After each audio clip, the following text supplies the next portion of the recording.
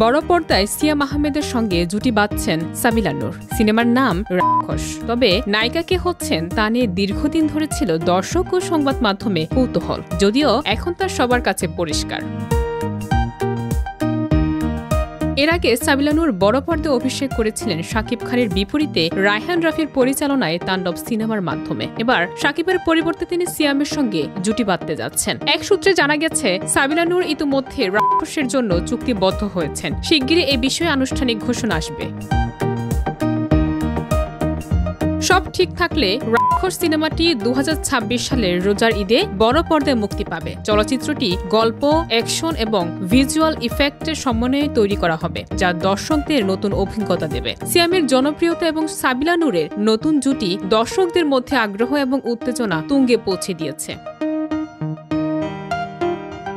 রাক্ষস সিনেমার এই নতুন জুটি এবং নির্মাণ প্রক্রিয়া দর্শকদের মধ্যে আগ্রহ সৃষ্টি করেছে। ইতিমধ্যেই সামাজিক মাধ্যমে ভক্তরা তাদের কেমিস্ট্রি নিয়ে আলোচনা শুরু করেছেন। বড় পর্দায় এই জুটি কেমন অভিজ্ঞতা আনবে তা দেখার জন্য সিনেমা প্রেমীরা অধীর আগ্রহে অপেক্ষা করছেন।